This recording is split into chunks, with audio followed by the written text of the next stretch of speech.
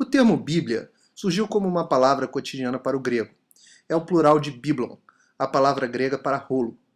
O nome é esse porque antes de existirem os livros, como conhecemos hoje, os textos eram enrolados e guardados assim, nesses rolos. Com mais de 6 bilhões de cópias vendidas, ele é o livro mais vendido no mundo com larga margem. Todos nós, que nos chamamos cristãos, consideramos ela sagrada.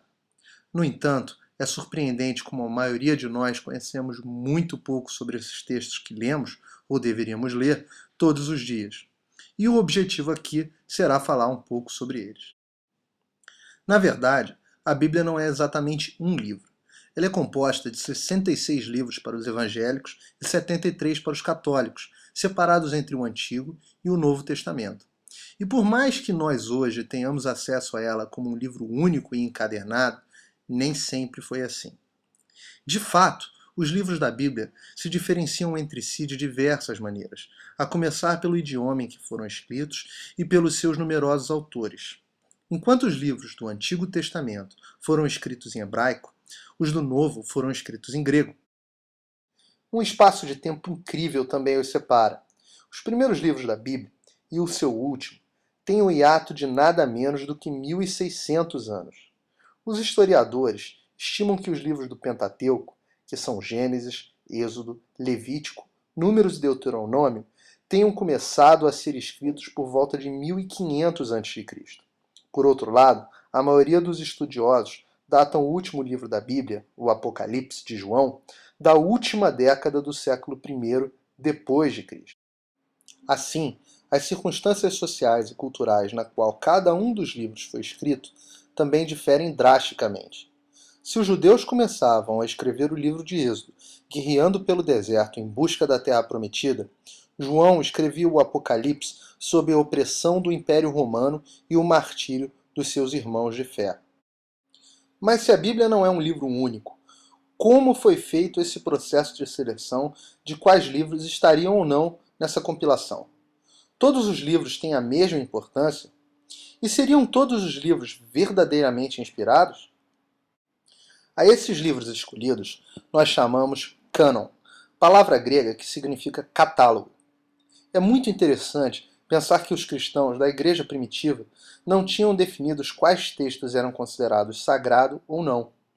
Em uma era sem imprensa e sem comunicação, os livros todos eram copiados à mão e nem todas as igrejas tinham cópias de todos os livros.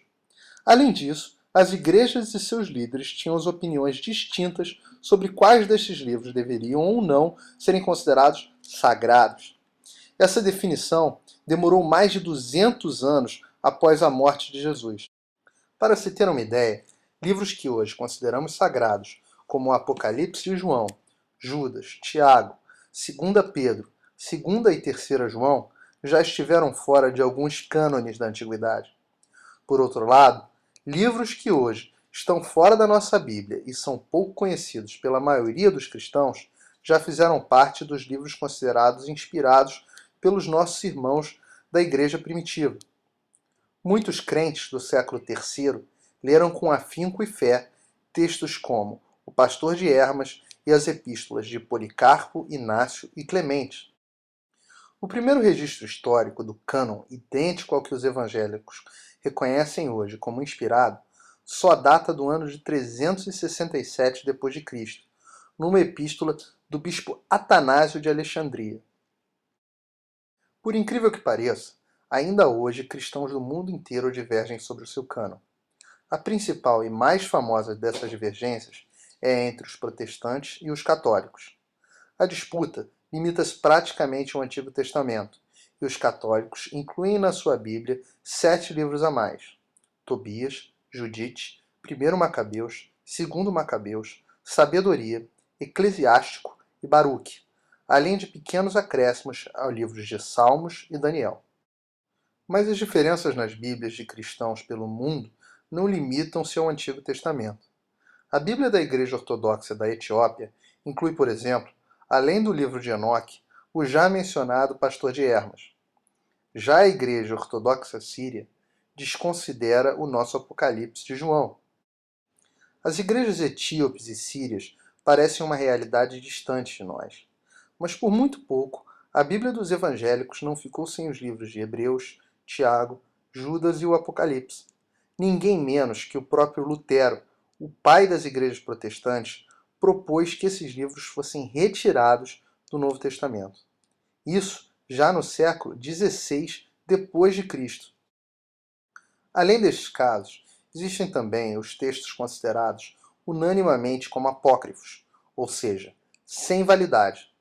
A lista é imensa e contém exemplares bizarros como um Apocalipse de Moisés, um Apocalipse de Pedro, Evangelhos de Judas Iscariotes e Maria Madalena, dentre muitos outros de uma relação de mais de 100 títulos, certamente não escritos pelos seus supostos autores e que contêm o que hoje consideramos as heresias mais absurdas imagináveis.